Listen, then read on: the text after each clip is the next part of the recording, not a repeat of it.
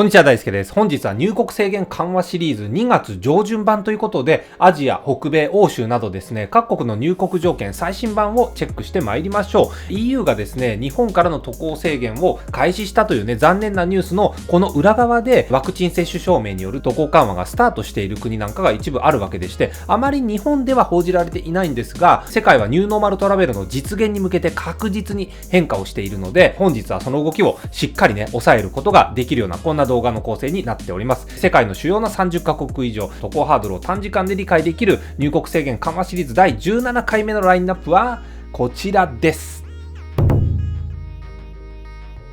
1、入国が原則禁止とされた EU。2、アジア圏ワクチン証明に乗り出すのかというお話ですね。3、北米など現在の渡航可能エリアを最後にチェックしてまいります。本チャンネルでは世界各国の渡航緩和の最新動向をお届けしてまいります。コロナ明けの海外行き待ち望んでいる方、チャンネル登録をして一緒にニューノーマルトラベラーになりましょう。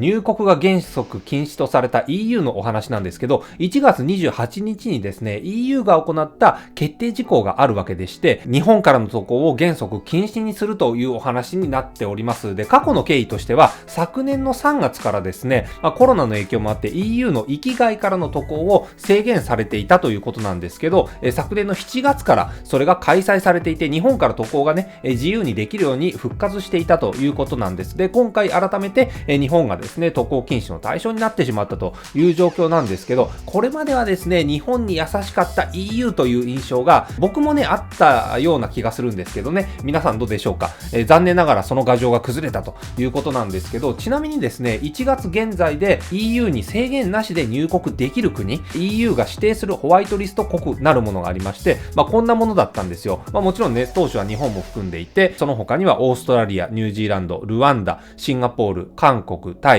条件付きで中国なんていうのも含まれていて、合計ね、8つの国があったわけですね。で、ここから日本が除外されたというお話になっています。なので、1月28日の決定で日本が外れて合計7カ国が残ったというのが今の状況なんですよね。EU 各国が日本からの入国に対してどのような制限を取るのかについては、加盟国それぞれが決めるということでですね、例えば具体例としては、フランスが1月31日から EU の外からの不要不急な入国を禁止しているわけなんですね。日本以外のホワイトリスト国からの渡航も禁止したのがフランスということなので、 EU の中ではね、最も厳しく制限を始めているという格好なわけなんです。そしてどうしてもフランス入国が必要な方がね、いらっしゃったら、国際移動理由証明書なるですね、ドキュメントが必要になるというのが今のフランスの状況なわけなんですね。あとはドイツが2月の2日から日本からの入国制限を再導入したということですね。ドイツに関しては1月に日本からの入国制限解除していたんですけど、儚くも1ヶ月でそのルールがね、終わったということで、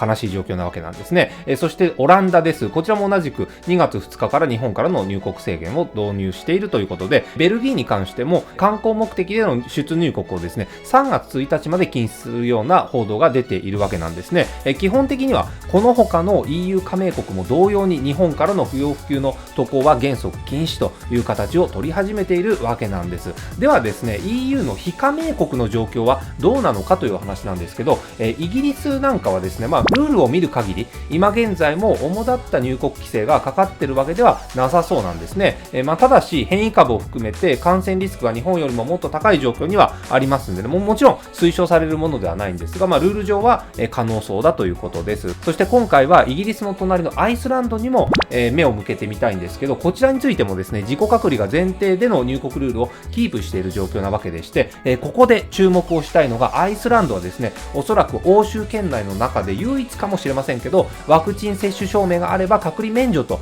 いう新しいルールをですね、採用し始めているところがユニークなんですよね。これまでは優しかった EU、 日本にね、優しかった EU が日本を渡航禁止にしたというですね、ちょっと残念な状況と並行して、一部ではワクチン証明による渡航緩和がですね、恐る恐る開始されているというのが今現在在の EU のルールから垣間見える状況なんではないかということでですね、このワクチン証明による渡航緩和が今後どのように進みそうなのかについて話を掘り下げていこうと思うわけなんですね。ということで、丸に行きましょう。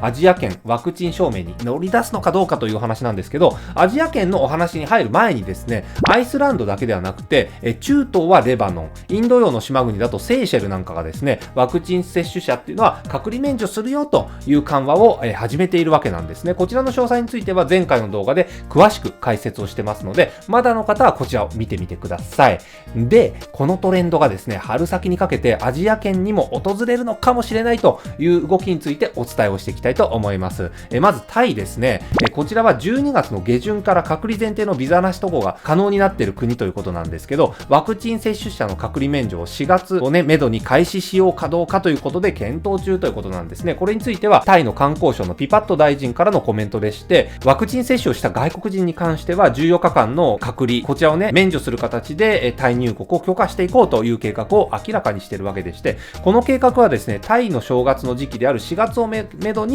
果たしていきたいということでね、遅くとも5月には開始したいなんていうね、コメントがあるわけです。そして2021年中には500万人から1000万人の観光客を外国から呼び込みたいということで、タイの政府は動き出しているということなんですね。そしてお次、シンガポールです。こちらはですね、到着時の PCR 検査が全員必須になったというのが最近の動きでしたけど、としながらもですね、ビザなし渡航、隔離なし渡航っていうのは継続していて、合計6カ国から可能になっているわけで、日本はね、この中に含まれてはいないんですけど、エアトラベルパスの事前申請を前提にして、オーストラリア、ブルネイ、中国、ニュージーランド、台湾、ベトナムからですね、観光目的での入国がしかも隔離なしで実現されているということなんですよね。そして5月に開かれる世界経済フォーラムでのワクチン接種者のですね、渡航制限の緩和を検討中ということですから、これ目が離せないわけなんですよ。そして日本もそうなんですけど、アジア圏の国については年末からのコロナ変異株の出現によってですね、厳しい渡航制限が継続している、そんなエリアでもあるわけなんですよね。はい、そんな中、ニューノーマルトラベルの実績ができるのかもしれないというタイとシンガポールの動きには引き続き注目をしていきたいなと思うわけなんです。